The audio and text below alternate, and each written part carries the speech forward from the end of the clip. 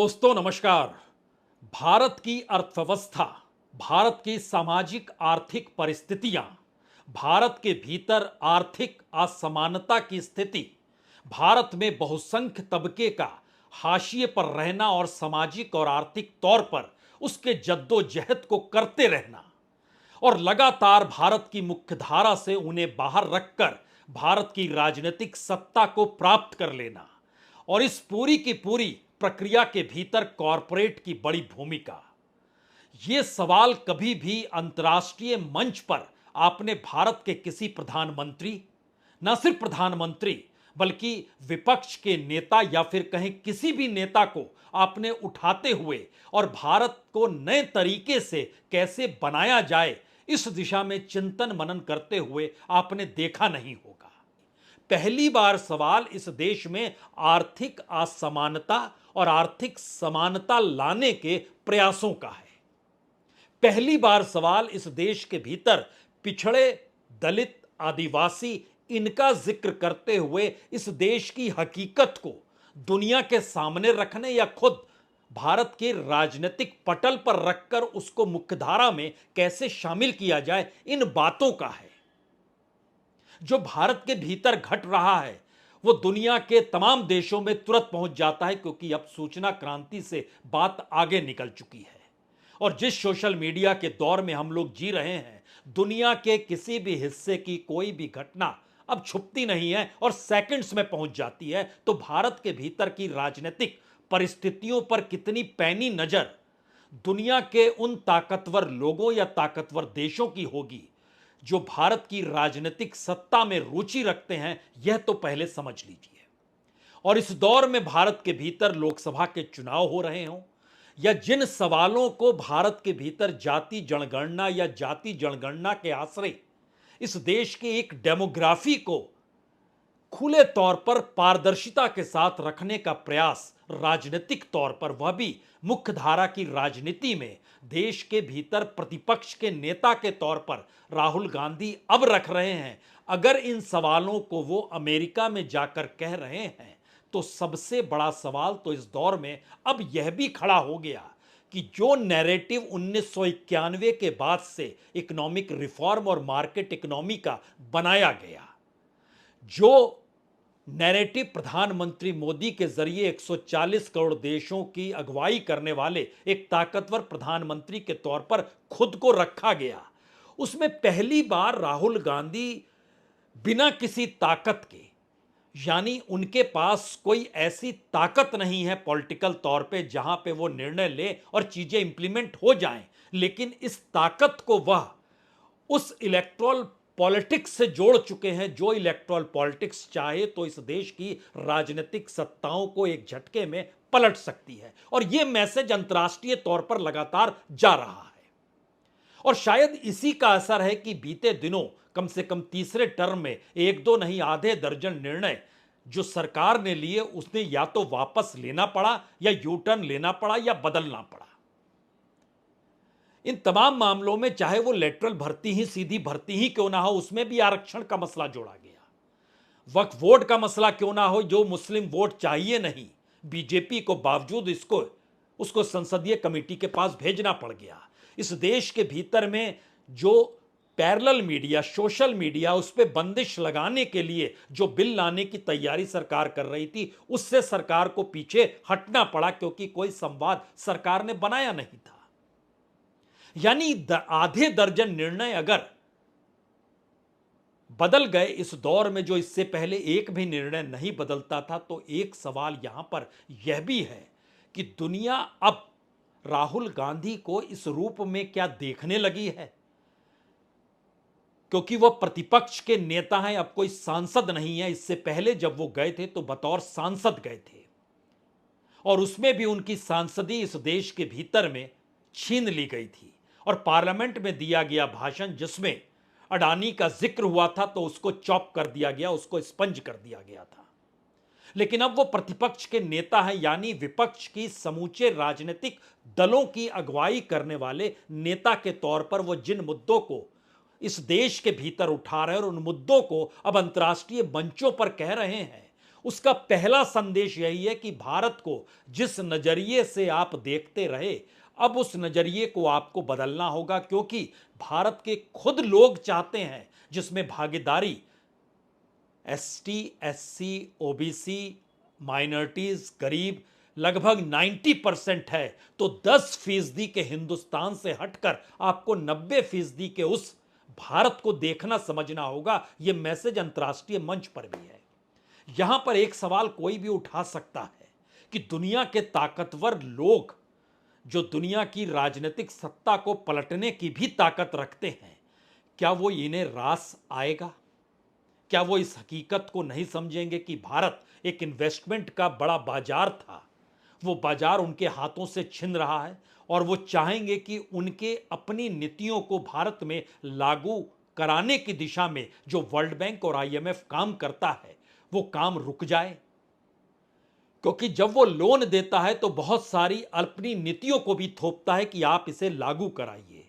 उस परिस्थिति के भीतर एग्रीकल्चर रिफॉर्म भी आता है, लैंड रिफॉर्म भी आता है, इंडस्ट्रियलाइजेशन भी आता है। इस देश के भीतर में किस दिशा में, अभी जैसे इंफ्रास्ट्रक्चर का दौर है तो उस दिशा में कितनी पूंजी कैसे चाहिए, वो चाहता है कि भारत उस बाजार के तौर पर रहे। तो क्या राहुल गांधी जिन सवालों को अब अमेरिका में उठा रहे हैं उसमें पहली बार वो नैरेटिव बदल रहा है जो नैरेटिव प्रधानमंत्री मोदी ने अपनी विदेश की यात्राओं के दौर में लगातार बनाया था? क्योंकि राहुल गांधी वहां पहुंचे तो उनका स्वागत कुछ इसी तर्ज पर हुआ जैसे प्रधानमंत्री मोदी का स्वागत होता है। यह अलग मसला है कि दुनिया के तमाम देशों में हिंदू स्वयंसेवक संघ के अलग अलग जगहों पर चैप्टर हैं और उनकी मौजूदगी वहां पर बड़ी शानदार तरीके से किसी भी कार्यक्रम को कराती है। लेकिन राहुल गांधी की अमेरिकी यात्रा के दौर में इस बार यह एहसास लोगों के साथ जुड़ा है कि वह प्रतिपक्ष के नेता है, यानी आने वाले वक्त में नेता देश के भी हो सकते हैं, यानी प्रधानमंत्री भी क्या बन सकते हैं। यह सवाल इसलिए क्योंकि दुनिया के भीतर में दुनिया के तमाम देशों को लेकर अमेरिका के भीतर भी प्रतिपक्ष के नेता को बहुत महत्व दिया जाता है। भारत में संसदीय चुनाव प्रतिपक्ष के नेता को लेकर नहीं होता है, लेकिन दुनिया के अधिकतर देशों में विपक्ष का कौन नेता होगा उसकी भी एक महत्वपूर्णता रहती है। और इस वक्त तो शायद प्रतिपक्ष के नेता के तौर पर राहुल गांधी की मौजूदगी भारत के भीतर की उस राजनीति को एक दिशा दे रही है जो राजनीति अलग अलग राजनीतिक दलों के जरिए भटकने लगी थी। हमें लगता है पहले वो तस्वीर देखिए जो स्वागत राहुल गांधी का वहां पर हो रहा है।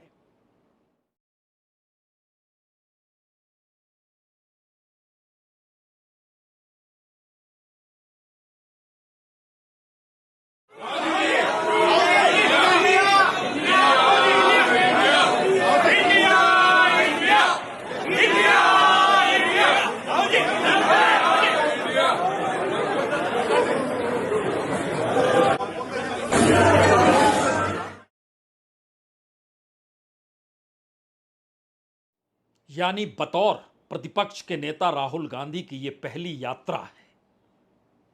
लेकिन इस दौर को समझिए इस रूप में भी कि देश के प्रधानमंत्री नरेंद्र मोदी हैं, जो इतने देश घूमे कि भारत का कोई भी प्रधानमंत्री इतनी विदेश की यात्रा कभी नहीं कर पाया जितनी प्रधानमंत्री मोदी ने की है। पिछले दिनों वो ब्रुनई भी गए जहां की कुल जनसंख्या 4.5 लाख है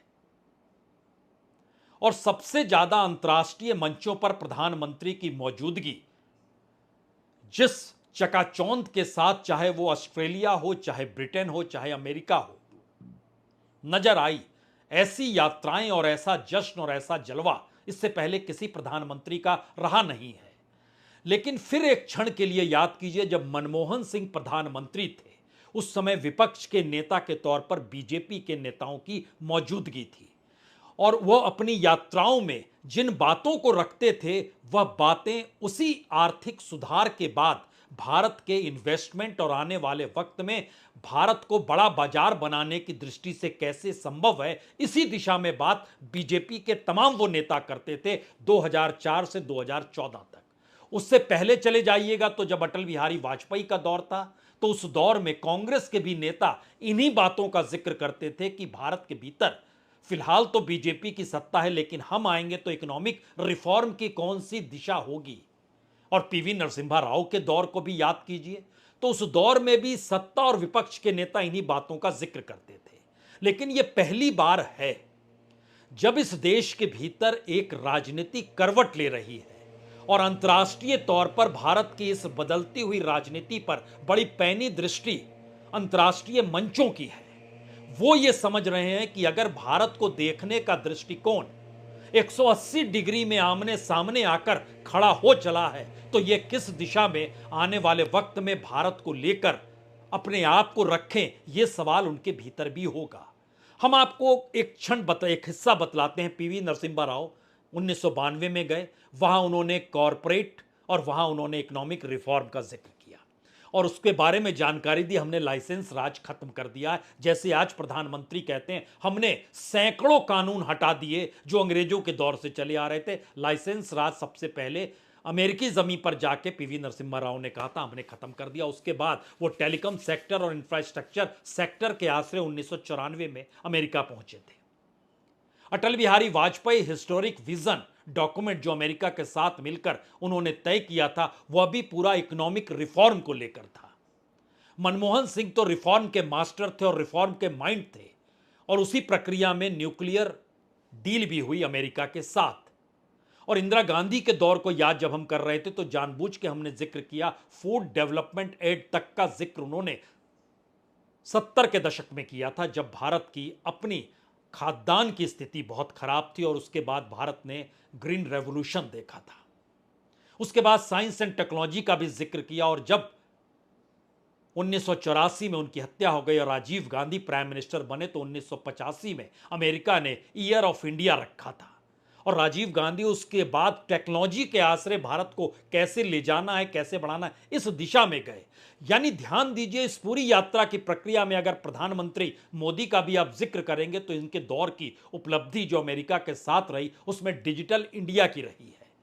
फेसबुक का सपोर्ट मिला, माइक्रोसॉफ्ट ने 5 लाख गांवों को चुना वाईफाई कैसे पहुंचाया जाए, कहे एप्पल का भी मान लीजिए यहां पर प्रोडक्शन शुरू हो गया। तो डिजिटल इंडिया की सोच इस दौर में रखी गई और डिजिटली भारत बहुत ज्यादा दुनिया के कई देशों को मात करने की स्थिति में, इससे इनकार नहीं हो सकता है। लेकिन सवाल इस देश की रीढ़ का है, इस देश के रूट्स का है। वो रीढ़ और रूट्स जिन मुद्दों के आश्रय इस देश के भीतर में हाशिए पर पड़े हुए थे, कोई कल्पना कर सकता था कि नेहरू गांधी परिवार की लेगेसी को लिए हुए राहुल गांधी कांग्रेस की तमाम उस पॉलिटिकल फिलॉसफी को पलट देंगे और एक झटके में इस देश के उन लोगों के साथ खड़े हो जाएंगे जो लोग सोच भी नहीं सकते थे कि उनकी जाति और उनके समुदाय के नाम पर खड़े हुए राजनीतिक दलों ने इस दौर में सत्ता तो पाई, लेकिन उनके मुद्दे और उनकी आर्थिक स्थिति त्रासदीदायक ही बनी रह गई। यह किसी ने सोचा नहीं था। अब इन्हीं बातों का जिक्र अगर अंतर्राष्ट्रीय मंच पर राहुल गांधी कर रहे हैं तो बदलते हुए राजनीति की, बदलते हुए नैरेटिव की, बीते 10 बरस या बीते 30 बरस की उस पूरी फिलॉसफी को पलटने की यह प्रक्रिया है, जो अपने आप में शायद एक नायाब स्थिति है दुनिया के लिए भी। भारत के भीतर तो जनता तैयार हो रही है, लेकिन अंतर्राष्ट्रीय मंच पर इस तरीके से कास्ट के भीतर के मुश्किल हालात, भारत की डेमोग्राफी क्या है यह भी नहीं पता है। क्या कह रहे हैं और किस रूप में राहुल गांधी जिक्र कर रहे हैं अंतर्राष्ट्रीय मंचों पर, यह सुनना चाहिए। One of the things that we are suggesting is when we were in government, we had carried out a caste census. And the idea behind the caste census was to take an X-ray of Indian society, to find out what are the exact demographics of our country, what are the different communities, what are the different castes, how many people in each community, how many people in each caste. Because without understanding our demographics and without understanding who is who, it is very difficult to distribute wealth, distribute power effectively. Rahul Gandhi जब इन सवालों को उठा रहे हैं तो हो सकता है दुनिया के विकसित देशों के सामने जो एक कैपिटलिज्म यानी पूंजीवाद को लेकर एक स्टैग्नेंट स्थिति आ गई है, और लगातार यह माना जा रहा है कि डॉलर भी कितना कमजोर आने वाले वक्त में हो सकता है, और पेट्रो डॉलर की जो परिस्थिति थी, उसके बीच का जो टकराव था, उसी ने दुनिया को एक लिहाज से लड़ाई या युद्ध की दृष्टि की दिशा में ढकेला भी है। लेकिन जब ये एक नई दृष्टि भारत के उस बाजार, उस पूंजी, उस इन्वेस्टमेंट, उस कॉरपोरेट और दुनिया के रईस लोगों में भारत के कॉरपोरेट का शामिल होने की परिस्थिति के बावजूद भी अगर इस देश की असल हकीकत इस दौर में आ रही है तो एक चीज और समझ लीजिए, वर्ल्ड बैंक हो या आईएमएफ हो, जब वो भारत को बतलाता है कि यहां की विकास दर इतनी है, उस विकास दर में भारत के असंगठित क्षेत्र के कोई डाटा ना होने की परिस्थितियों का जिक्र होता नहीं है। यानी अनऑर्गेनाइज सेक्टर में जो भारत का 93% लेबर लगा हुआ है, उसकी माली हालत कैसी है, उसको सामाजिक सुरक्षा भी दे पाने की स्थिति में हमारा सिस्टम, हमारी सरकार है या नहीं है, इसकी कोई जानकारी नहीं होती है। और कोविड काल के बाद जब तकरीबन 12 करोड़ मजदूर जो प्रवासी मजदूर थे अपने अपने राज्यों में लौटे, उन राज्यों से कई मजदूर वापस काम पे जाने को तैयार नहीं थे और इस दौर में संयोग से हमारा मैन्युफैक्चरिंग सेक्टर डहडहाने लगा, इंडस्ट्रियलाइजेशन रुक गया, लोग एग्रीकल्चर पर या कृषि पर और ज्यादा निर्भर हो गए। खुद सरकार ने माना कि मनरेगा का बजट उसे बढ़ाना पड़ गया और मनरेगा में जितने बड़ी तादाद में लोग जुड़े हैं उनको भी सरकार जॉब कार्ड दे पाने की स्थिति में नहीं है, उतना बजट दे पाने की स्थिति में नहीं है। यानी इकोनॉमी दो हिस्सों में लाकर देश को खड़ा कर रही है और उन दो हिस्सों में कितनी बड़ी असमानता है इसका जिक्र क्या भारत का कोई नेता देश के भीतर भी नहीं करता था इससे पहले। अब तो अंतर्राष्ट्रीय मंचों पर यह सवाल अगर उठने लगे हैं, जो दो दृष्टिकोण अभी तक बीते 10 वर्षों में रखा गया, क्या वो नैरेटिव टूट रहा है? क्या उस नैरेटिव की जमीन पर वो मीडिया खड़ा है जिस मीडिया ने सरकार के लिए ही सारे राग गाए और जिस तरीके से चीजों को सामने रखा उसमें इस देश की हकीकत छुपती चली गई? क्योंकि इस देश की हकीकत को जैसे ही मुख्यधारा की राजनीति से भारत जोड़ो यात्रा के बाद राहुल गांधी ने रखा, उसने इस देश की राजनीति को पलटने का सिलसिला शुरू कर दिया और बहुत साफ तौर पर उन रीजनल फोर्सेस को भी चेता दिया कि अगर आपके साथ ये खड़े हैं तब तो हम आपके साथ हैं, अन्यथा आपके साथ नहीं है। यह परिस्थिति इससे पहले कांग्रेस के किसी नेता को लेकर कहां थी? कांग्रेस का नेता अक्सर अपने कांग्रेसी कार्यकर्ताओं के बीच लार्जर देन लाइफ होता था। वो चाहे गांधी परिवार को भी देख लीजिए आप, लेकिन पहली बार दूसरी पॉलिटिकल पार्टी देश के भीतर, वो चाहे अखिलेश यादव हो, चाहे तेजस्वी यादव हो, चाहे हेमंत सोरेन हो, चाहे ममता बनर्जी हो, चाहे शरद पवार हो, चाहे उद्धव ठाकरे हो, चाहे स्टालिन हो, ध्यान दीजिए इस पूरी प्रक्रिया के भीतर यानी राहुल गांधी की मौजूदगी। सवाल राहुल गांधी का भी यहां नहीं है, सवाल तो इस देश के भीतर एक इन्वेस्टमेंट और मार्केट इकोनॉमी की जो रेड कारपेट बिछा दी गई, उसके तले जो इस देश का बड़ा तबका दबा हुआ था, उन सवालों को उस रेड कारपेट के ऊपर लाकर जैसे ही मौजूदा मुख्यधारा की राजनीति ने खड़ा किया, या कहें कांग्रेस या कहें राहुल गांधी ने जैसे ही खड़ा किया, वैसे ही दुनिया की नजर भारत की बदलती हुई राजनीतिक परिस्थितियों पर आकर टिकने लगी और जो परिस्थिति लगातार खुद प्रधानमंत्री दुनिया के अलग अलग देशों में घूमकर बना रहे थे, उसकी नींव हिलने लगी।